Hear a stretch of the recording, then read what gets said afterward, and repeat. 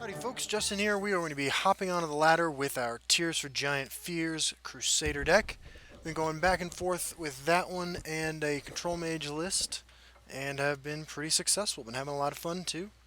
Um, this is the last time we'll be charging up the ladder towards Legend this season, or this era really, before we are blessed with new cards in the form of Fall of the Dark Brotherhood. So it's kind of cool. Playing against Stan. I wanted to say Uncle Sam, but Grunkle Stan, and he's playing Scout. Probably the, that's too bad, all fours. Sometimes I might keep a 4 if I have the ring, but I don't have the ring. Could be the new ramp, or the old ramp, could be the new Mimic deck. We will find out. What do we got? Thieves Guild Recruit doesn't tell me much. I think that card is probably in both versions. Lining up Riftthane against it feels kind of bad because of the vulnerability it presents for me against Murkwater Witch, allowing him to swing into it with that, and then be considerably ahead on cards and resources. So I'll force him to 1-for-1 with something over here, like a Crushing Blow. Crushing Blow tells me this is probably ramp control, but it might not be. We will find out soon enough. Now, I don't think he has any zero-cost cards in his hand that he's seriously considering playing. That, of course, is not a great target for Curse, although there might be some next-level play going on that I just don't understand. And what this says to me, though, I mean, if you're trying to read into things, is he has a Moonlight Werebat in his hand, and he's not sure if he should swing against, if he, knows what my deck's doing, gaining life. He doesn't want to play it against that. Because... Well, he doesn't. Well, let me rephrase that. He doesn't want to, if he's up to our plan to exploit Golden Saint and Triumphant Jarl, he's going to want to swing and etc. etc. I do not fear them. Interesting. Kind of boxed into playing Earthbone Spinner this turn.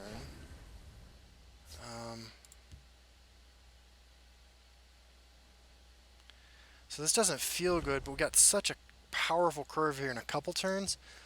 I think we're going to be okay. So we'll just keep him off that. Do I swing? No. No, I do not. I don't know exactly how I'd get punished for not swinging here. I don't, because basically the idea is I don't want to do his work for him. Now, if he puts a guard creature over here, I'm going to be suspicious that he is up to... If I fall, it's no good. I can Cloud Disillusion against that. But he's got the ramp card, so we're not really worried about Soul Rest Marshal. And it looks like we should, next turn, be able to pull off Golden Saint. It's possible, actually, he doesn't swing at all this turn. And even if he does, he needs to remove... Well, if he swings for 4, he needs to remove this in order to not go below us in life. I don't know that he's going to do that. He doesn't, which is perfect for us. So we swing here. The day is mine. We swing here. We do trigger a prophecy, which is super unfortunate. Okay, so Golden Saint's not going to be ideal here because he's just going to eat it. But still a lot of value. We have more on board, arguably. We definitely have more life and more cards in hand. Yep. He swings there. He's got a Leaf Lurker. So I think you value this more than this, given what I'm trying to do.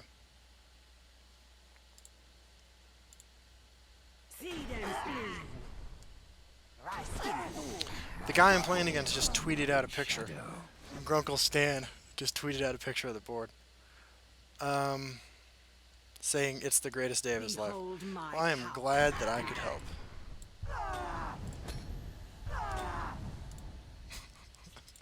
I just liked his tweet. Good times, man. Good times.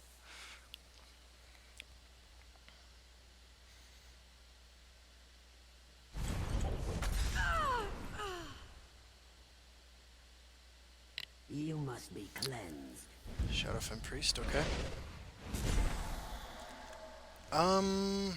So we can either go Bruma into Stampede, or... I mean, that feels pretty good. That feels pretty good. Either way, we're going face. We're going to try to push final damage. I think I'd rather get 2 threats on board. There's a plan. And There's always a plan. need to be aware of the potential for that snake, Territorial Viper, which makes Vigilant Giant quite a bit less appealing. And we've got Belligerent Giant to clear out like a Naha Gleave, something like that. At this point, I'm so far ahead, I might even bounce a Blood Magic Lord. I mean, we're representing lethal on board. Okay, not anymore. What have we here? He's got a Leaf Lurker, I hope. What have we here? No. Do you run finish off? There's his Histgrove. Okay. I think it's Skaven over here into Stampede over here. Let's heat things up. You won't foil my plan. Alright.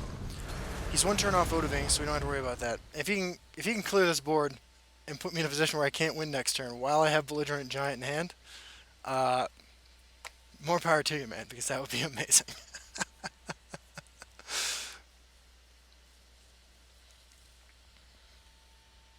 I'm going to take a screenshot of this and respond to his tweet about the screenshot. Oh my god. The discounted Odoving. By the egg, a fine battle. By the egg, a fine battle. Oh man, my heart. My heart. Wow, good game, Grunkle. That is completely insane. Wow.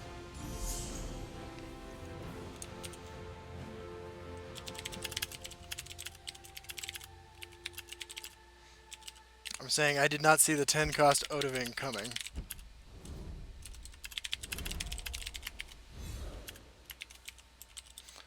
Tag it TES Legends. And yeah, if you guys don't follow me on Twitter, I tweet all sorts of stuff about Legends on there. So that's something you can look out for. Alright, so yeah, let's play one more game with the Tears of Giant Fears deck. And see if we can hit rank 2. All according to plan.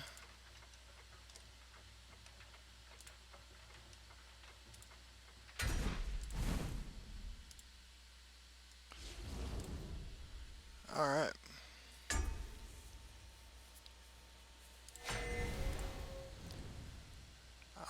Alan Duncan. Alan. Apparently don't speak English today.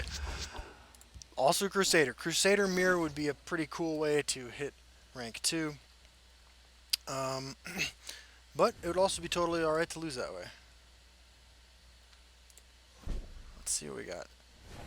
No matter what, I think we definitely want to get our Rift Thane out there. I will push them ASAP. Having a play next turn, pretty crappy. Orb of Vermina, of course, not particularly good against any form of Crusader.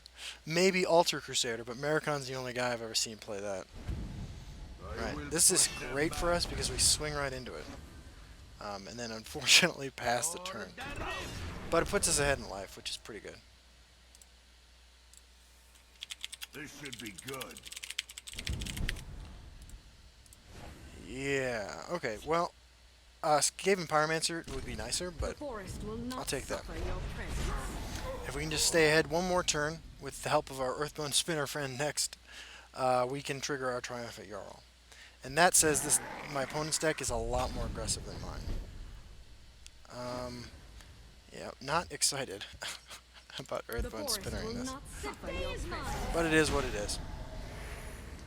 We get that sweet, sweet taste of Triumphant Jarl and his delicious card advantage. I mean, this is an awful use of this card, but I had no other play. And my opponent's got the tools to be much more aggressive, as we saw with the Greystone Ravager, so...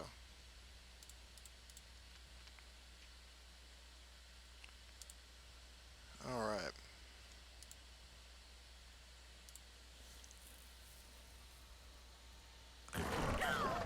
Yep. Oh man, Skaven Pyromancer, where you at?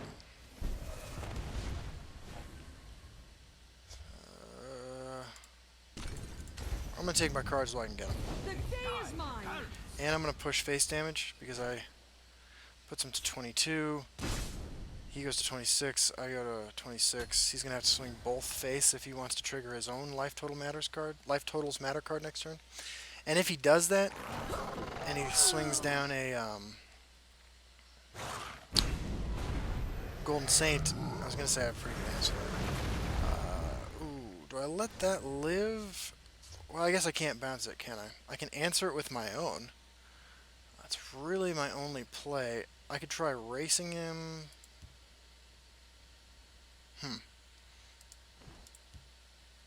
I wish I had 7 Magico.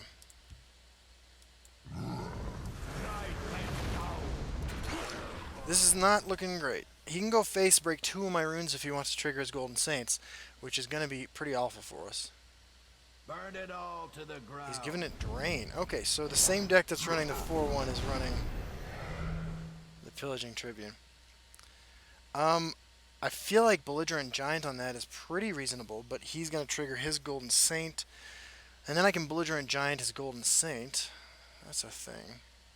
The one in this lane. It gives me 14 on board. Sets him back a lot. I don't know, Pillaging Tribune did some serious work there.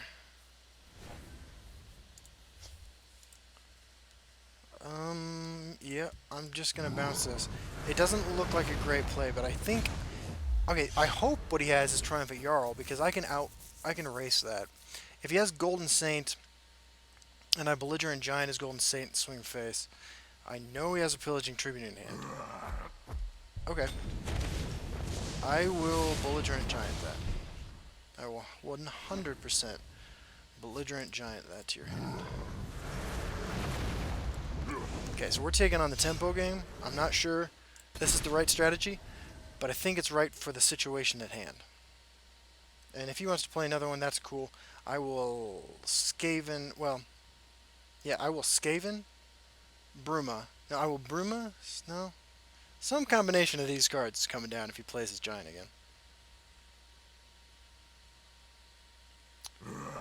Yep. So we're just giving him tons of cards and resources in hand. But I think we're going to be able to get him to play completely from behind. Let's heat things up. Okay, now I need to... Ravenous Hunger actually doesn't seem super important.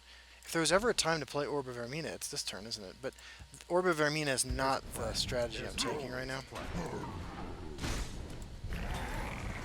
And we got dudes in both lanes. We milled his Piercing Javelin, which is great. And our own Vigilant Giant should be pretty safe pretty soon. We need to keep him off anything on board, though, as we kill him, so that we don't lose to his Pillaging Tribune on something enormous. I don't think I've ever played this deck quite like this before. Blood Dragon's totally fine. We got 15 on board.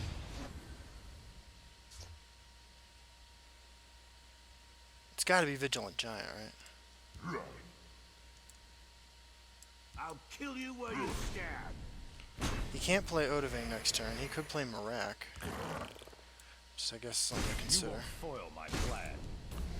Doesn't matter where we put this.